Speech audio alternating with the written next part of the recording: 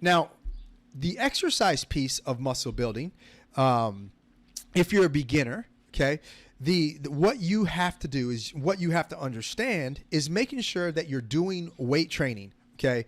Now, I'm not talking about doing your little 3-pound weights or your little pink neoprene weights. Okay. I'm not talking about that type of weight training or jumping around and doing boot camp. Yes, that's resistance training. And yes, in a sense, that's kind of weight training.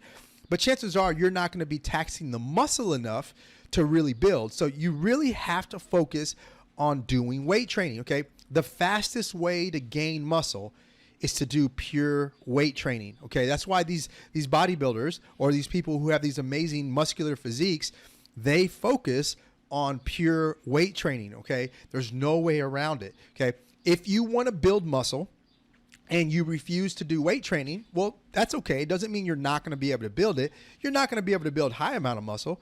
That's okay. Just do whatever you want to do that involves some resistance training, but eventually you'll have to graduate and go to that muscle building. What I see a lot of beginners, a lot of mistakes that beginners make is their fear of, or even their intimidation of going in and doing weights is pretty high. And so they'll go do something that's a little bit more comfortable, like go take a weight training class or go do F45 or Orange Theory, where it's not really purely focused on weight training, but they have a little bit in there just to satisfy, to say, oh, I did some weight training.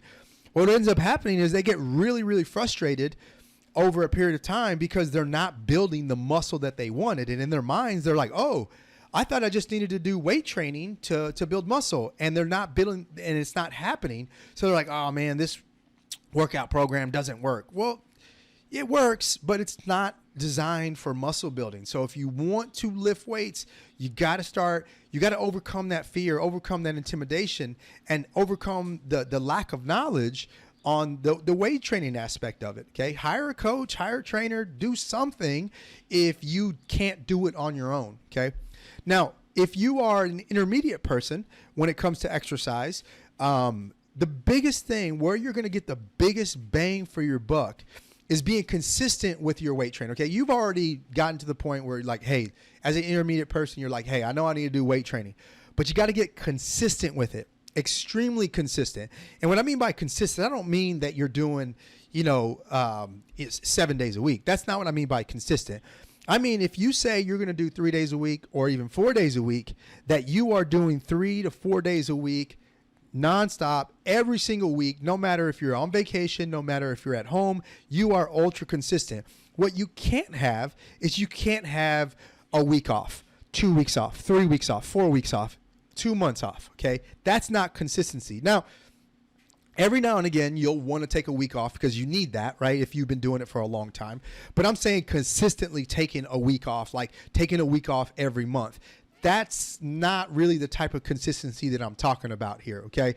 So as an intermediate person, you're going to have to get ultra consistent with your workouts or with your weight training, and you can't just take long periods of time off or continually take time off over and over again, month after month, okay? Now, if you're an advanced person, when it comes to your exercise, increase your frequency, right? Increase the number of days that you go. I will tell you of my fitness competitors. As you guys know, I work with fitness competitors, but I also work with healthy lifestyle clients. But of my fitness competitors, the ones that have really amazing physiques, they work out no less than 5 days a week of weights, okay? No less. That's females and males, okay? I have some males that will do 7 days a week. I have some females that will do 6 days a week, okay? But nobody does weights less than 5 days a week. And these people are trying to gain as much muscle as they possibly can.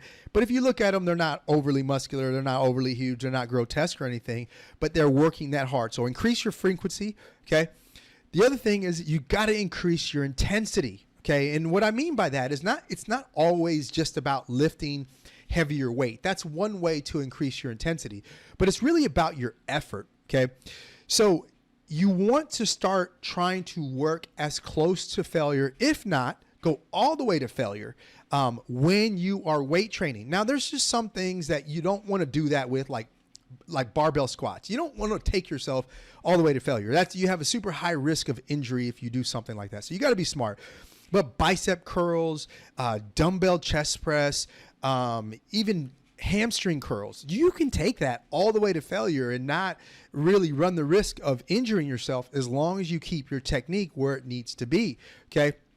And then the other thing is technique. I just led right into it. Your technique has to start getting better. Okay. And what I mean by that is, if you're doing a bicep curl, you don't want to start wiggling. If you're doing a chest press, you don't want to wiggle to make it go up. You got to start being more, in a sense, every rep from the first rep to the last rep needs to look very, very, very close to the same. Now, of course, you're going to struggle a little bit. It might be a little slower, but your technique has to dramatically get better whenever you're really trying to build muscle. Because one of the things that I see, especially with advanced people who have been lifting for a long time but haven't been able to change their body, one of the things I see is they are actually not working the muscle that they think they're working. Okay.